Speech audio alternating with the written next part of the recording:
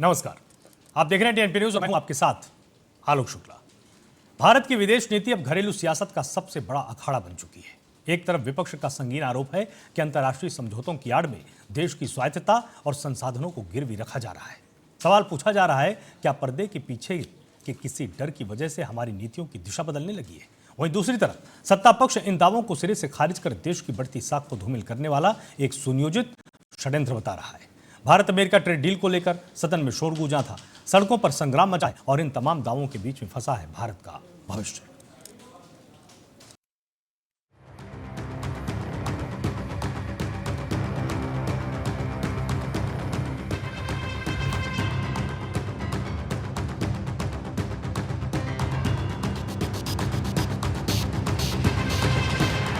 क्या हिंदुस्तान की तकदीर 7 समंदर पार लिखी जा रही है? क्या दिल्ली का फैसला देश के खेत और खलिहानों की नींव हिलाने वाला है? क्या अमेरिका से डील मर्जी से नहीं मजबूरी में हुई है? क्या भारत का डेटा और किसानों की मेहनत अमेरिका की झोली में डाली गई? इन सवालों को जन्म दिया है राहुल गांधी समेत पूरे विपक्षी खेमे के सरकार पर मढ़े आरोपों ने। विपक्ष आरोप लगा रहा है कि पीएम मोदी ने अमेरिका से देश बेचने की डील कर ली है। भोपाल में कांग्रेस ने अमेरिका से ट्रेड डील के विरोध में किसान महाचौपाल बुलाई और इस महाचौपाल से जब राहुल गांधी ने हुंकार भरी तो उनके निशाने पर थी बीजेपी सरकार और प्रधानमंत्री नरेंद्र मोदी। राहुल गांधी ने दावा किया कि भारत की अमेरिका से डील मर्जी से नहीं बल्कि मजबूरी में हुई है। अडानी और एप्स्टीन फाइल्स का खौफ दिखाकर प्रधानमंत्री मोदी पर दबाव बनाया गया है और इस दबाव के नीचे दब गया है हिंदुस्तान का किसान। राहुल गांधी आरोप लगा रहे हैं कि सरकार ने अमेरिकी कंपनियों को भारत के बाजार लूटने का लाइसेंस दे दिया है। हिंदुस्तान और अमेरिका का जो समझौता है वो रुका हुआ था।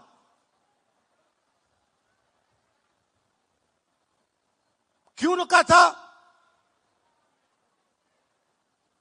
कृषि के मामले पर रुका था। हिंदुस्तान की सरकार नहीं चाहती थी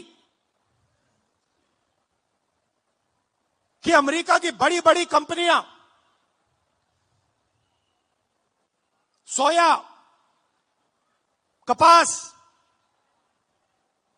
भुट्टा हिंदुस्तान में बेच पाए, दाल हिंदुस्तान में बेच पाए। हिंदुस्तान का कोई किसान नहीं चाहता, कोई राजनेता नहीं चाहता और हिंदुस्तान की सरकार भी नहीं चाहती थी।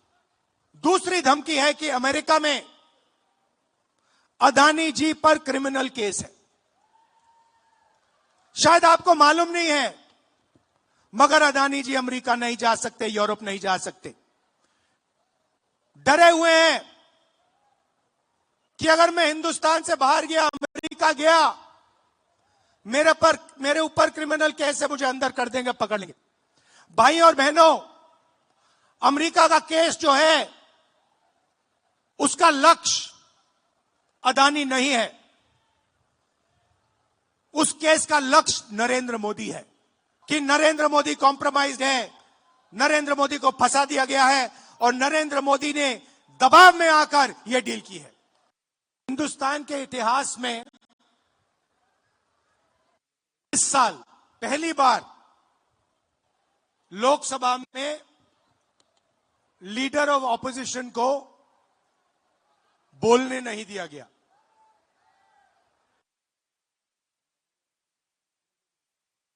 मैंने स्पीच शुरू की, मुझे रोका गया,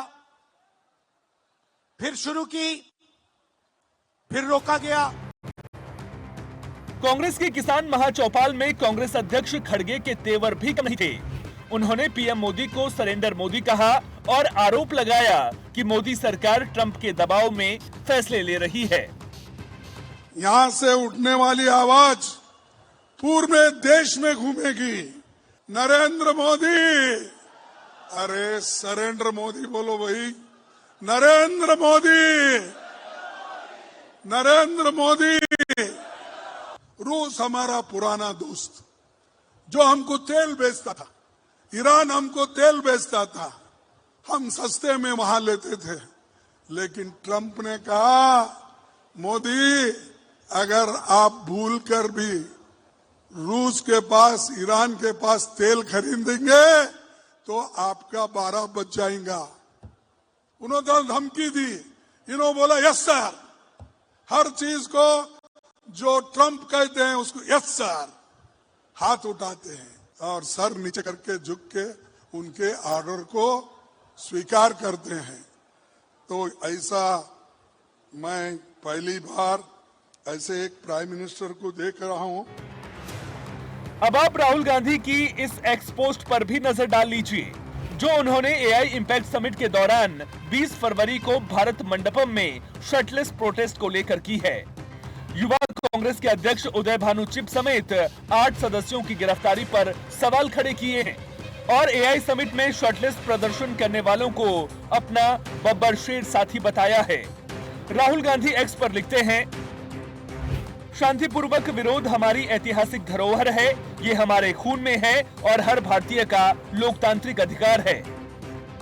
मुझे युवा कांग्रेस के अपने बब्बर शेर साथियों पर गर्व है, जिन्होंने कॉम्प्रोमाइज्ड पीएम के खिलाफ निडर होकर देश के हित में आवाज उठाई। अमेरिका के साथ हुई ट्रेड डील में देश के हितों से समझौता किया गया। ये समझौता हमारे किसानों को, टेक्सटाइल उद्योग को नुकसान पहुंचाएगा और हमारे डेटा को अमेरिका के हाथों में सौंप देगा। एक और राहुल गांधी का देश बेचने वाला सनसनीखेज आरोप है।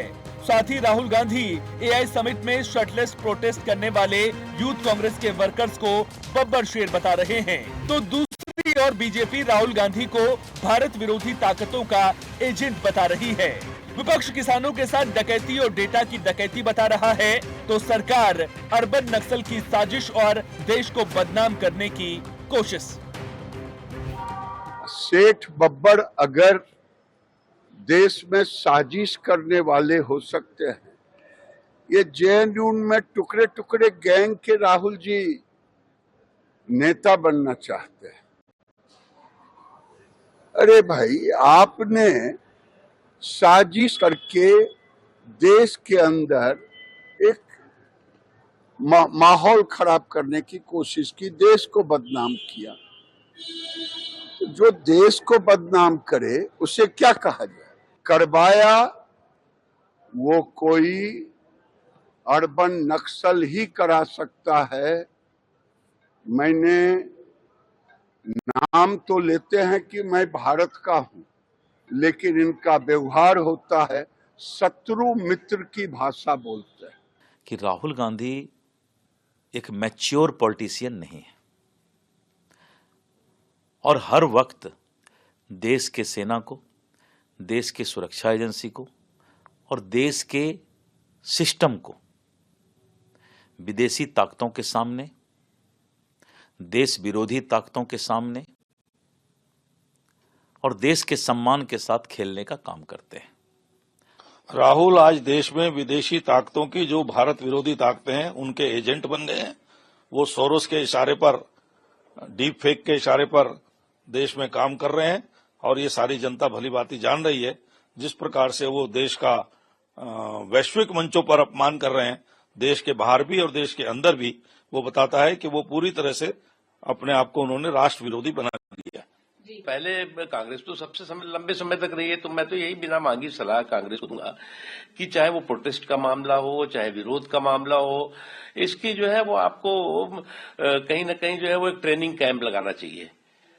अपने प्रोटेस्ट की भी जो है वो प्रशिक्षण शिविर लगाना चाहिए, और ना आप लगा पाइए तो समाजवादी जो आपके साथी हैं उनसे वो प्रशिक्षण ले लीजिए कि आपको कैसे प्रोटेस्ट करना है, कैसे विरोध करना है, कैसे नाराजगी व्यक्त करनी है। अन्यथा आप नाराजगी के बजाय नफरत व्यक्त करते हुए दिखाई पड़ेंगे। आपको लगेगा कि जो है वो आप जो कर रहे हैं वो सही कर रहे हैं। तो सत्ता में जब दशकों रह जाता है आदमी, तो उसके दिमाग में इसी तरह की जो है वो नकारात्मकता आ जाती है और वो इसी तरह से विपक्ष में भी जो है उसी नकारात्मक तरह से बात करता हुआ दिखाई पड़ता है। आरोप देश बेचने के हैं और पलटवार देश को बदनाम करने के। एक तरफ डेटा की सुरक्षा और किसानों का भविष्य है, तो दूसरी ओर अंतर्राष्ट्रीय साख और विकास के आंकड़े। लेकिन इस सियासी घमासान के बीच सबसे बड़ा सवाल आज भी वही खड़ा है कि क्या भारत की नीतियां वाकई किसी बाहरी के दबाव में है। इस सियासी घमासान के बीच असली चुनौती उस सच को तलाशने की है जो भारत के आर्थिक भविष्य और संप्रभुता से जुड़ा है। Special report TNP news.